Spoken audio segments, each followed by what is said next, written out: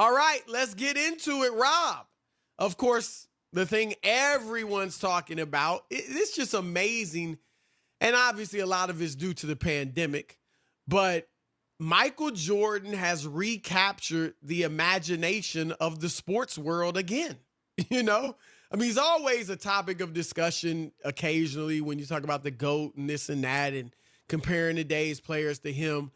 But it's almost like he's playing, you know, like it's just like everybody's talking to him. And I do think it's fun because this younger generation is getting to really get an in-depth look at this guy that, you know, they've heard so much about, seen highlights about.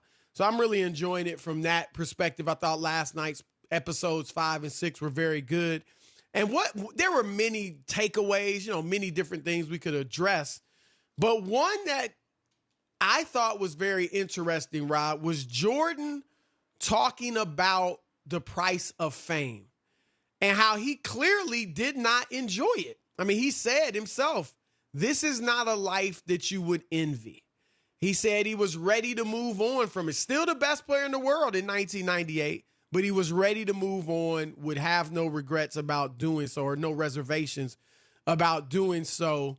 And it got me to thinking, and I've talked about this before. I've said, you know, the scrutiny that today's athletes are under is far more than what even a Michael Jordan went through back in the 90s just because of technology, social media, the debate shows, you know, on television, radio shows like this. You remember, Rob, it was hard to have a national radio show back then. Oh, yeah. Because you just couldn't keep up to date with all of the detailed information about teams all over the country. You know, you didn't have the internet. Right. When we used to do prep, like we just didn't have all the access. Right. And we had to go into the office to, you know what I mean, to get on a computer to get some information. Seriously. Were you doing radio in the 90s? Yeah. Okay, so I started in 1994. 1994. It was mostly local. Right, because that's what most shows, you know, in the 80s and 90s, most were local. Well, when they first started The Fan, they did a national sports radio show, and then they realized people in New York aren't interested in Alabama football. Do you know what I mean? Like if you're talking to the Mets or the Yankees or the Giants or the Jets, okay.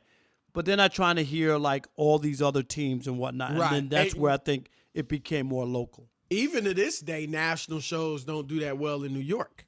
No. Because they do want to hear about their local teams. But anyway, it got me to thinking that how would Jordan handle, because for whether, you know, they got into the gambling a little bit last night, and whether or not that had anything to do with his retirement in 1993, his first of 2 retirements, you know, or 3 retirements, you know, I don't know if they'll address it in the next episode, but that's not clear. But I believed at the time, and I still believe today, that a large part of why he retired, whether it was the main reason or not, was that he was burnt out. He was simply burnt out from the media coverage, the intensity of it, and everything. Just being, you know, having to be on at all times, having to be on your game. And every time he stepped out of his hotel room, there's throngs of people, you know, wanting an autograph, wanting camera time, wanting an interview, whatever it may have been. And I think he was worn out by it, and he stepped away.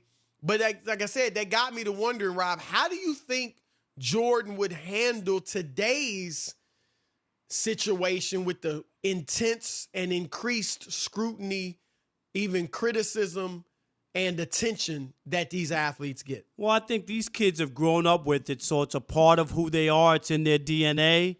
And I think that if Jordan had grown up with what you have now, people just expect this stuff. Going back at each other, you know what I mean, saying stuff. Well, but now LeBron's older. I mean, not many people have been in the league 17 years. But he didn't really grow up. Now, he grew up as a young superstar. Right, but I'm talking about the players now in it. You know, but I'm saying texting and all that, social media. No, I get that. But I'm saying it just depends on when you're talking about it, because I don't think LeBron had all of that early on. You know what I mean? People were just starting to get into that. Right. So his early years, he wasn't a part of that, of being attacked online, or you know what I mean, or on social media, and it came later on. So, but I think that Jordan would have adapted. Obviously, he loved all the good stuff because the first few years he was the best, dealing with the media, talking, and then when it wasn't so pretty, you start to squirm a little bit. Right.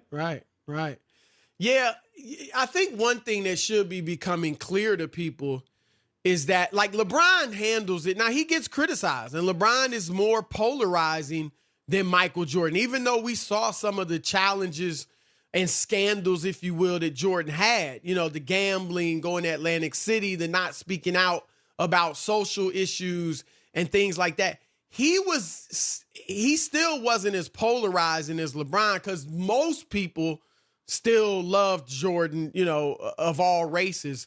And LeBron, it's not race-based, but he gets, he's got those that love him and those that are very critical of him. But LeBron handles it well, I think. And I think what's clear is they're different personalities, very much so. LeBron seems to enjoy it, thrive on it. He brings his family on his social media, and, he just really seems to thrive in this. And maybe it's because since he was 15, he was under the public eye. He's on Sports Illustrated's cover when he was 16. So he's kind of grown up living with the attention, and I think adjusted to it. And now he handles it well, whereas Jordan was kind of a late bloomer in terms, college. He wasn't, viewed as the best player in the country when he entered North Carolina. And some people thought he made a mistake by even going there. So I think he, didn't have that attention earlier in his life as LeBron did. I think the other thing, Rob, that's important is that Michael Jordan, and you were there, and we were both there, he was, when we say face of the NBA, that doesn't do justice to what Jordan was. LeBron is the face of the NBA today. Okay, we get it. But Jordan, I would say, was the face, the torso, the legs, the arms, the everything of the NBA. Even though you have Barkley and Olajuwon and all these other great players, Drexler, Jordan defined the NBA unlike any player has probably defined a league in our lifetime. I totally agree. I totally agree. And, when they showed that commercial, I got goosebumps. I'm going to be honest about. Be like Mike? Yes, because that was a big turning point. I remember that commercial and kids wanting to be. I still say that was like a turning point, too, where black kids looked at basketball more because of Michael Jordan. I really do, Chris. I mean, I grew up, in the era I grew up, we played all the sports. Basketball wasn't at the top of the list. It just wasn't. It was there. People liked it. But Michael Jordan took it to that you're right. next It level. wasn't viewed as the black sport. It wasn't. Baseball, I mean, I grew up playing all three of the major sports. Baseball was viewed, blacks would play that just as much. Yes, absolutely. Football, and I had nothing but black stars. If you go back to the 70s and look at all the black baseball players who were star players. Right. No, that's a good point. I never thought of it that way, but that's interesting. But what I think with him being such the defining figure of the NBA, all of the scrutiny came on him. Most of it. Barkley had his issues and his incidents, but for the most part, all of the scrutiny came on Michael Jordan. Whereas today, it doesn't all fall on LeBron. Most of it because he's the biggest star, but Jordan kind of had to carry that load by himself. You see what I'm saying? And nobody else was carrying it like him. No, it was all Michael Jordan. It just was. And that's why, Chris, he did the dunk contest. He did everything. He was the league. Right. And he played every game. He knew people were coming to see him. It was, and I use this term, a circus, but you know what I mean. Like, that's what it was. Michael Jordan's coming to town. Got to get tickets. Got to get to the game. Got to see him live. Yes. It was like that. And I think that he obviously would have been able to perform greatly under the pressure because, we saw last night how much scrutiny and criticism he was getting, and he went out and balled and played great. But, would he have been able to last 15, 17, 20 years under this? It would have been interesting. But maybe he would have just adjusted as you have to today. So it's an interesting thing to think about. All right, we want to get your thoughts on this. 877-99 on Fox, 877-996-6369. How would Michael Jordan have handled playing in today's media climate? All right, let's start with Jeff in Boise. You're on the Odd Couple Fox Sports Radio. What's up, Jeff? Hey, what's up? Long time, first time, big fan, guys. Thanks for reaching out, man. It. We appreciate it. Yes, thank you, Jeff. Man, I think the big difference is that it's a much wider scope of sports media today.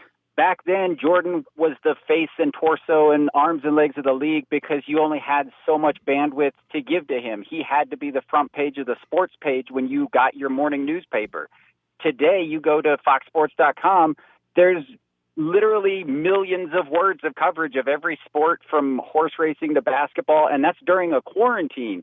So I don't think he would have got the same level of focus that he got back then just because it's a 24-hour news cycle. People are moving on to the next thing and the next thing and the next thing. Whereas with him, it was you focused on Jordan, and that was a week's worth of news when something happened. No, that's a good point because you're right. A really good point. Yeah, like when you were going through something, it lasted a while, right? Nowadays, it might last 24 hours, 48 hours, but it's gone quickly. Right. Something else bumps it off, and it is a news cycle, Chris. Before, you'd have to wait. Okay, the game happened. You have to wait 24 hours to read the paper the next day. You know what I mean? Right. It wasn't like that. You had to wait. Okay, wrote a comment. Did you read that? And then, okay, you responded. Then we got to wait 24 hours to get that. Then we read to that. Get the response and everything. Right. It was like that. All right, Nick in South Carolina. You're on the Odd Couple Fox Sports Radio. What you got? Hey, guys. How's it going? Doing good. Great, man. How are you? Good. I just want to make a quick point quick thing before I get to my point. I'm a healthcare worker. Listen to you guys when I drive on the way home. You guys provide a very much needed service to make my day more relaxing, so I appreciate you guys. Oh, thank you, man. We appreciate it. Thanks for your service. Yeah, you're on the front lines, man. So we support everything you're doing, and thank you for what you're doing. Thank you. Quick point. So I do think Jordan would absolutely be fine in today's era.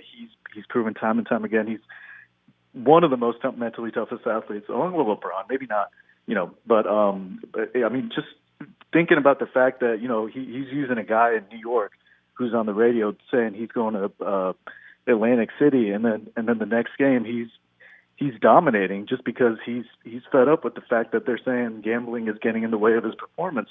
It might just result in more winning today if it's on the national level. So. Honestly, I think a lot of him retiring was more due to the fact that he was just burnt out. It's really hard to win two in a row, let alone three in a row. Oh, yeah. It's very hard. Question. And remember, at that time, the Lakers, when they won back-to-back in 87 and 88, that was the first time in 20 years anybody gone back-to-back. Remember when Pat Riley said we're going to come back and repeat at the parade, and everybody was like, is this dude crazy? Like, was that before he got the trademark? He got the trademark. Three-peat, right. I forgot when he got three-peat trademark maybe before anybody done it, or, since Bill Russell, or was it when Jordan? He has the trademark. Even though his teams never did it. Right. But he was the one who was thinking that they were. Winning 3 straight is tough because you got to fight off, complacency. Right. You get satisfied. Tough. You know what I mean? Your body, you know it. I always say this, Chris. You love ice cream, right? Eat ice cream like crazy. Then you start working at the ice cream factory, and guess what? Right. It just doesn't, I'll get it tomorrow. You don't have to say, it's right there. You can eat all you want. It changes how you look at it. And, it's hard to go through an 82-game season. What is it, 4 or 5 months, whatever it is, when it doesn't matter. I mean, it's about, it's like, it's all about May and June for you. And so that's mentally challenging as well. So, he was burnt out for sure. No doubt. Isaiah in Baltimore, you're on the Odd Couple Fox Sports Radio. What's up, Isaiah? Hey, you guys, how you doing today? Well, I didn't know we were talking about, healthcare workers. I'm a healthcare worker too, and I do look forward to you guys' show every day. That's great. Thank you, man. And again, thank you for all you're doing. And your service, man. We appreciate it. Absolutely. Oh, yeah. No problem at all. But I want to say this now. I feel like Jordan retiring has a lot more to do with him winning 3 straight, where he felt like he was in a position where he can say, I gave it my all, I retired, I just won 3 straight, I proved who was boss. In today's era, and I'm being very serious, I just don't see it possible for him doing that with the era we have today. If he has to go against LeBron, KD, Kawhi, all right now, as we speak, I just don't see that happening. So I think he would thrive from his competitive nature to continue to play and get through it to win, because I think it would be much harder for him to three-peat or accumulate that many championships. It sounds like your thing is not so much the media climate, but just the competition. And Rob, we've he felt like he was the best. He knew he was the best. Everybody he was, and he'd be the best today. Yeah, I'm with you. Rob, we're gonna do let's do a topic on this, this week, maybe tomorrow. But you know what I mean? Like, would he have had the success today against these players? Because the millennials mostly, including our mad millennial Rob G, they don't think so. Well, the difference is, and this is where they missed the boat. What rules are we playing by, Chris? Are we playing by the video that we saw him in the paint getting pulverized by the Pistons and the Knicks? What video? Right. What video? Nah, that's a great point. Right? What rules are we playing? If you can't touch Michael Jordan, you tell me how in the world you're going to stop him. Right. Tell me. Because I don't believe you could. Right. Let's squeeze in one more. Mark in Sacramento. You're on the Odd Couple Fox Sports Radio. What you got, Mark? What's going on, gentlemen? What's up, man? How are you? I think he would have adjusted. I think he's got the natural personality to know how to disappear. I give you the one guy I think he would have patted himself after. I think Derek Jeter found a way to live his life and not say anything to anybody unless he wanted to. And you know what, Mark? That's an excellent point. And guess what? Derek Jeter never got into any scandals in New York. He was in New York messing around with all these women, all this stuff. Chris, when did we see headlines about Jeter? One time early in his career, remember Steinbrenner was mad that he was out in the nightclubs or whatever, and they even wound up making a TV commercial about it. That was it. We never heard about Derek Jeter. You're right about Jeter. No, you're absolutely right. My thing, I just don't see Jordan being like Jeter. Like, Jordan was so much more, as much as Jeter was out there and as popular as he was, and as much as he was one of the faces of baseball, Jordan, I don't see him being like Jeter. Do you, Rob? You've been around. Like, he just seems different. They're not on par from that standpoint. I agree. But with even you just, I don't see Jordan being that kind of away from the spotlight, if you will, or I don't know. I guess the point is somehow Jeter did his thing, Chris. Right. But never really was out there, was never headlined for the tabloids because they just didn't have anything. He was smart about it. Didn't mean he was a bachelor his whole time as a player. He got married after. Right. If it never becomes newsworthy as far as it's something impacting the game. Like, remember with Tiger Woods, what ended up happening? His wife hit him with a club, the car with a golf club. Right. And you had to report that. So that's when everything led to all the revelations about his adultery and stuff. So that's a good point. Unless something newsworthy comes of the philandering, it's not going to be out there. All right.